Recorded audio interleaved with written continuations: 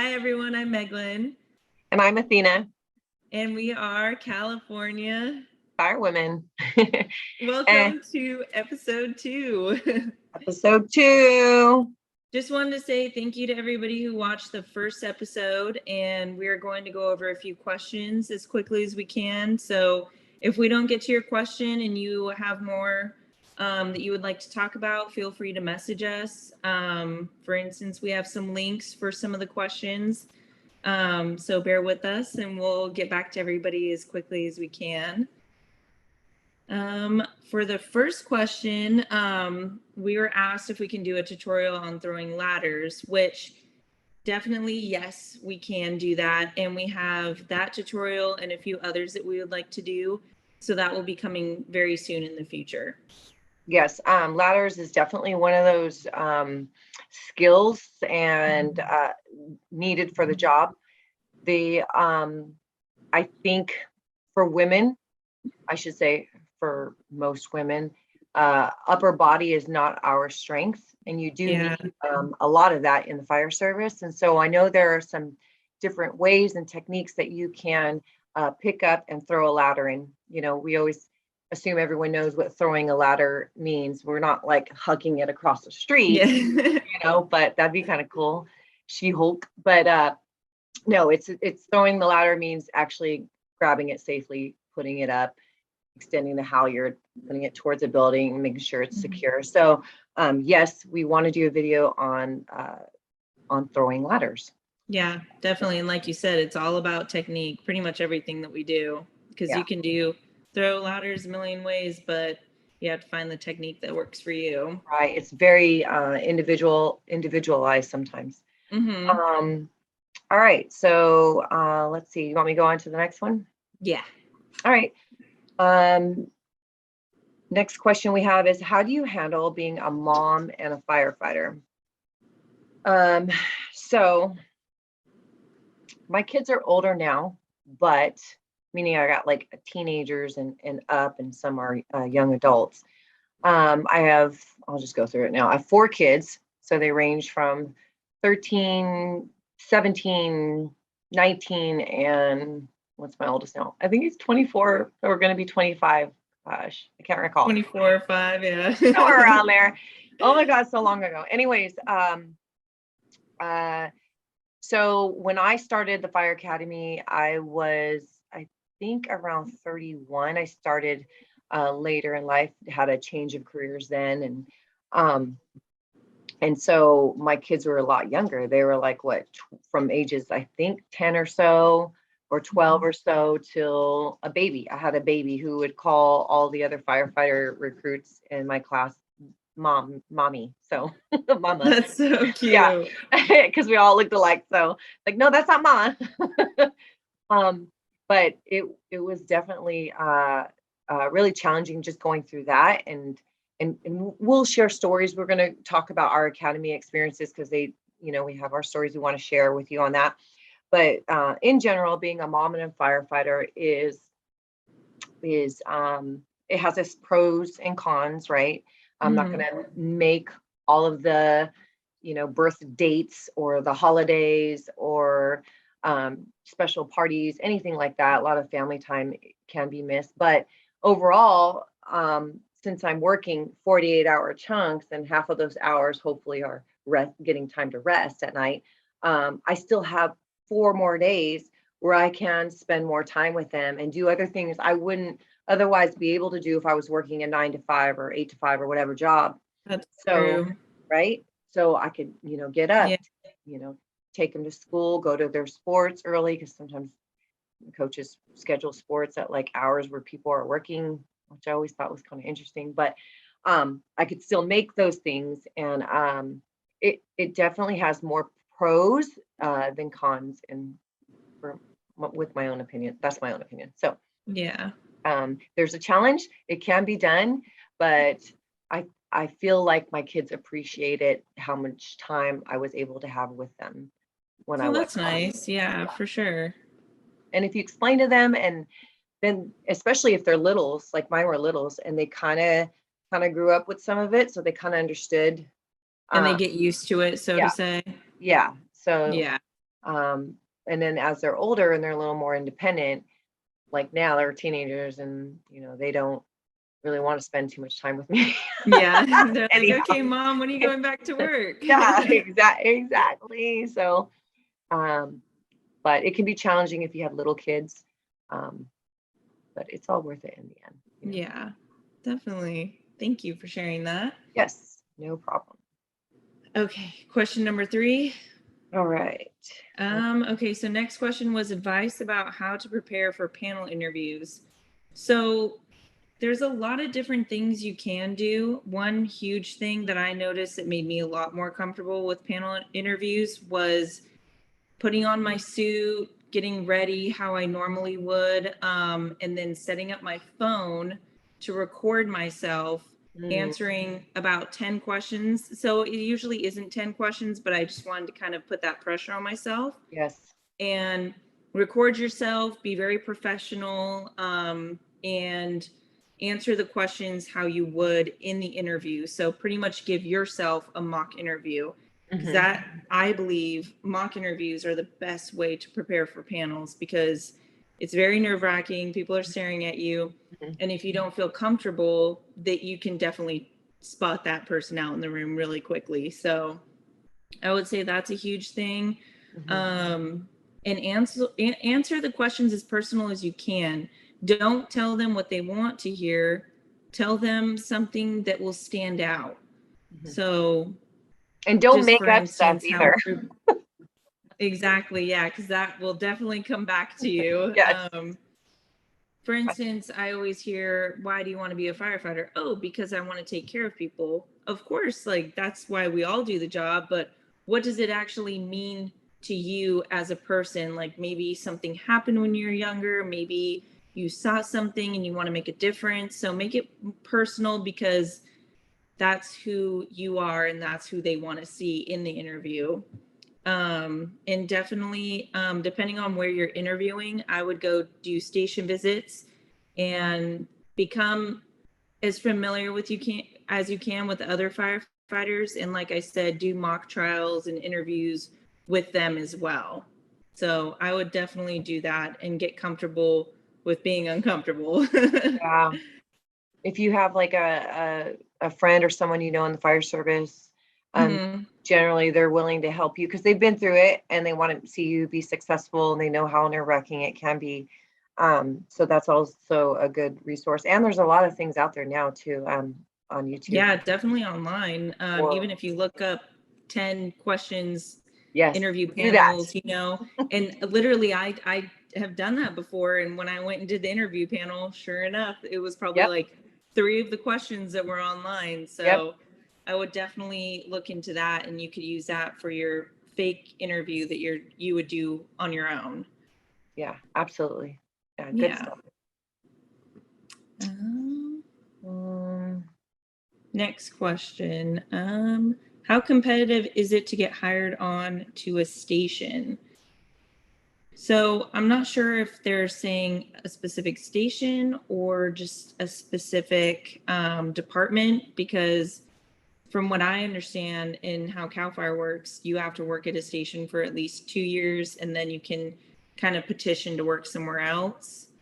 But Athena, if you had anything about how competitive it is to get hired on. So I know with our particular department, our chief likes to hire from within.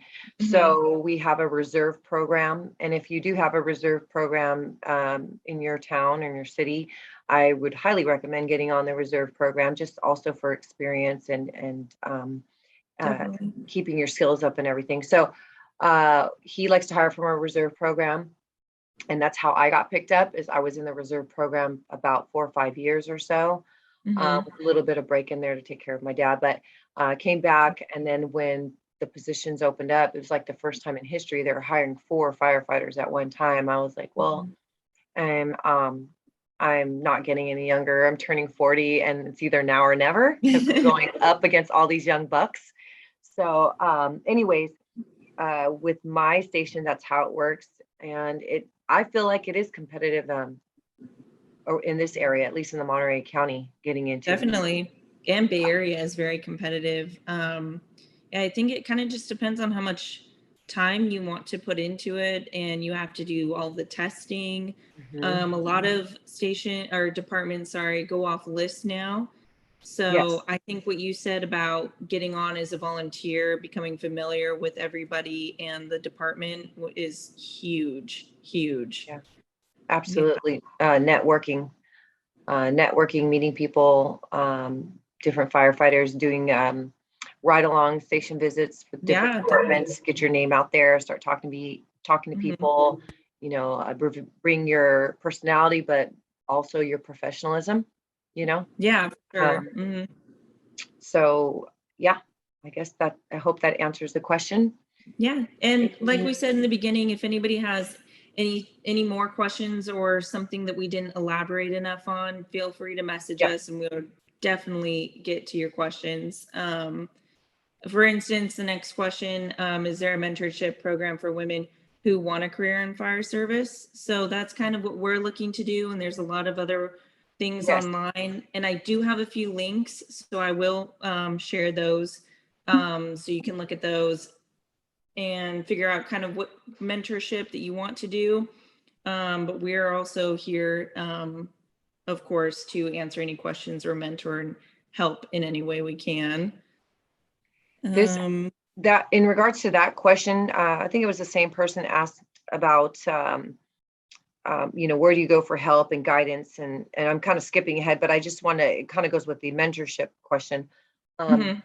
What I did is gosh, that was so, I hate dating myself. Okay, so back in like 2010, 2011, around there. Okay. I was searching online, but there wasn't a whole lot out there on the internet, believe it or not. So Yeah. I'd have to call. The most I could search online was I'd find phone numbers to like local fire departments. So I'd call fire departments and ask if there was any female firefighters that they had. And then I would get their name, did a little stalking, so research. Oh, wow. That was Little, better than me. I called stations, but I honestly never even thought about asking for women because yeah. I never even met any. Yeah, so I wanted to see if it was possible if there women were in the fire service because I didn't have a clue. I didn't know. So I was like, well, just call around. So I called around, and one of the local departments gave me a name, and also from the fire academy I had attended, I asked if there's any females that went through that academy that I Hmm. did and also got jobs. And then so the admin lady gave me a list of names also. And so I tried to reach out and find those girls wherever they were. And it was cool because I found one that had 2 kids, Oh, and wow. yeah, total badass. Like, I love her That's to death to cool. this day. I named her Queen Bee because she just stung so hard. And so she was willing to meet with me at Pete's Coffee out there in Monterey and wanted to meet me first to see if I would be, a good fit. She just wanted to meet me Mhm. first before just saying, oh, yeah, anybody can do it. Because the fact of the matter is, not everybody can do this job. Yeah, Just like anything, not everybody for can do. sure. So she wanted to be real with me. And so that was my mentor. We met. And from there, she took me under her wing. And after our first meet, she's like, I like you. I think you could do this.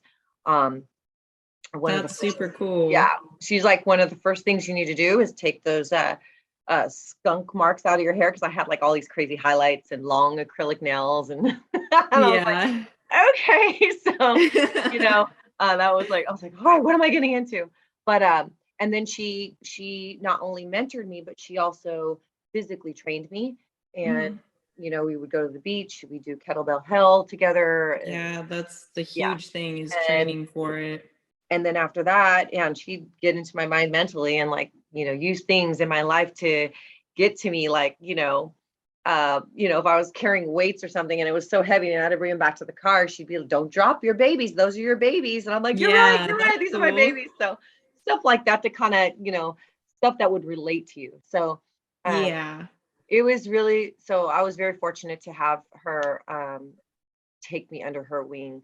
And that's something people could do too, other ladies or Yeah, for anyone, sure. is just find a mentor, find somebody who's willing to help you out. And, hopefully, and that's what we're here to do, right? Trying to make it a little easier, Yeah. for And it sounds like they're on, for the person who asked that question, they're taking their science tech program. Mhm. So I think that's a huge thing. That's a good start. I would look into finishing that definitely, and also look into getting your EMT done. Yep. Because those are the two big things that you'll need throughout your career. But yeah, I mean, it's hard because I did everything by myself. I didn't have any guidance. I didn't know any other women.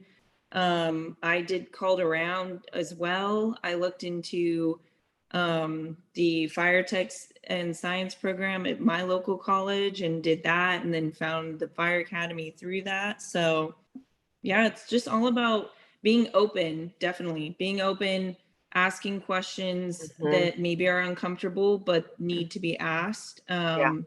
And it sounds like they're on the right track, and we have links that we can share as well with those questions. Oh yeah, absolutely. There's so much. You and I know we come from different backgrounds, which is awesome.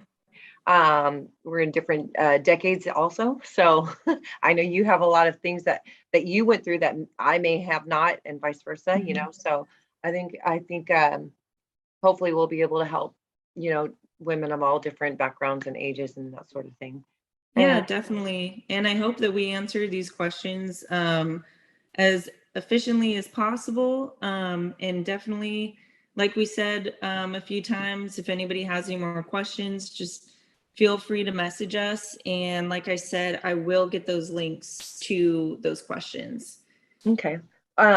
Thank you, Meglan. One more question we had is they wanted to know if we have been to the Women in Fire conference, or if Oh, we yeah. plan on going.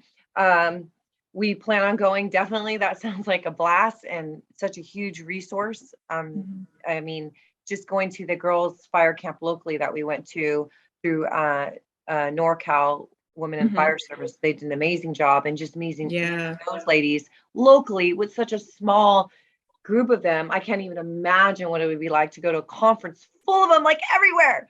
So Yeah. So uh, that's a really nice opportunity to look forward to, I think, next April. yes, April Hmm. 2023. So Yeah. we'll have to figure out when we can go, but that'd be great. And hopefully we get to meet some of you guys out there. And yeah, so this is just the beginning. I know this Zoom thing is telling me we have 3 minutes left. So I just want to say that thank you for bearing with us, because we're new at Yeah. doing these little videos in a one shot, no pause, just keep going. Yeah. Action. And yeah. And thank you for your questions too. Like, Yes. this is amazing. We're getting a lot more feedback than we thought. So thank you for keeping up with our videos, and like you said, being patient with us. And yeah, this is awesome. Yeah, So ask us, bring more questions, more, bring more yes, questions. Um, definitely. and then real quick, I set up, so we have our YouTube, this is where it's going, our Instagram, our Facebook. I also have set up our Patreon account. So if you guys want to support us, I think it's anywhere from $3 up that you can per month. And that'll help go towards our cause of encouraging women in the fire service, having our own girls camp locally here in the Monterey County, and also help us providing more content and information for you guys online. So we're really happy to do this. You don't have to be a Patreon, but it'd be pretty cool if you did. Anything else that you want to add? I think that was it. Just appreciate everyone's time, and thank you for listening. Yes, I think that's it. Awesome. Well, have a good rest of your day. All right, you too, and have fun in Hawaii and all the good things you're about to do. I'm super jealous. Like Thank you. everyone's Yeah. going to Hawaii but me right now. Yeah. Enjoy. Well, Okay, talk to you later, Meglan. bye. Bye. Oh wait, like, Yes. subscribe, push buttons, Oh, yes. whatever Yes. how they do. I don't know, Yes. but yeah, do it. Smash that button. Thank you. All right. Bye. Bye.